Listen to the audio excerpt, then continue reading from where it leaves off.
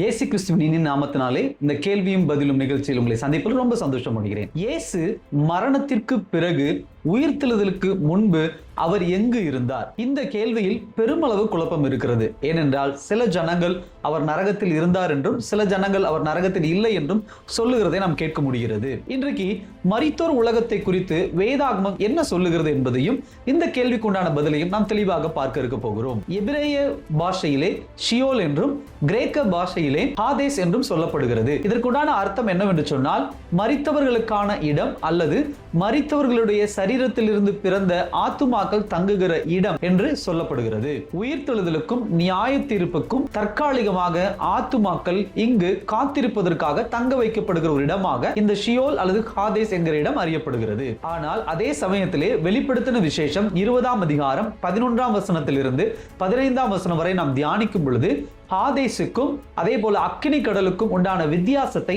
தெளிவுபடுத்தி சொல்லுகிறது. அதனால் அக்கினி கடல் என்பது வேறு, ஹாதேஸ் என்று சொல்லப்படுகிற இடம் வேறு. அக்கினி கடல் என்பது ரட்சிக்கப்படாதவர்களுக்கும் இறுதியான நிலையான நியாய தீர்ப்பின் இடமாக சொல்லப்படுகிறது. இந்த ஷியோல் மற்றும் ஹாதேஸ் என்று சொல்லப்படுகிற இந்த உலகம் ரெண்டு வகையாக பிரிக்கப்படுகிறது. ஒன்று ஆசீர்வாதமான ஒரு இடம், இன்னொன்று வேதனையான ஒரு இடம். இயேசு கிறிஸ்து சென்ற இடம் என்பது ஆசீர்வாதமான இடமாக கருதப்படுகிறது. உதாரணத்திற்கு ரட்சிக்கப்பட்டவர்களுடைய இருப்பிடமாக சொல்லப்படுகிற பரதேசு, அதே போல ஆபிரகாமினுடைய மடி, இது அனைத்தும் ஆசீர்வாதமான இடமாக கருதப்படுகிறது. லூக்கா புத்தகம் 16ஆம் அதிகாரத்திலே அந்த பிச்சைக்காரனும் ஐஸ்வர்யானும் மரிக்கும் பொழுது அவர்கள் போய் தங்குகிற அந்த சம்பவத்திலே இதற்குண்டான விளக்கத்தை தெளிவாக கொடுக்கிறது. அதே போல இந்த ஹாதேஸ் என்கிற உலகத்திலே ஆசீர்வதிக்கப்பட்ட இடத்திற்கும் வேதனையான இடத்திற்கும் நடுவிலே மிகப்பெரிய பிளவையும் நாம் பார்க்க முடிகிறது. இயேசு ஹாதேஸிற்கு சென்றார், ஆனால் வேதனையான இடத்திற்கு செல்லவில்லை.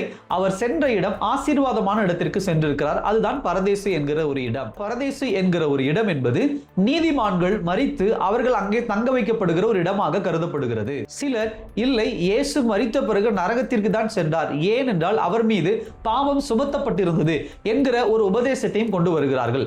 ஆனால் இயேசு கிறிஸ்து சிலுவையிலே மரித்து தன்னுடைய உயிரை விடும் கடைசி நேரத்திலே எல்லாம் முடிந்தது என்று சொல்லுகிற அந்த வார்த்தைக்குண்டான அர்த்தம், இவ்வுலகத்திலே நம்முடைய பாவங்கள் அனைத்தையும் சுமந்து அதற்குண்டான வேதனையும் அதற்குண்டான நியாய தீர்ப்பு முழுவதையும் தன்னுடைய சரீரத்தின் மூலமாக சிலுவையிலே தன்னுடைய மரணத்தின் மூலமாக எல்லாவற்றையும் அவர் தீர்த்து விட்டார்.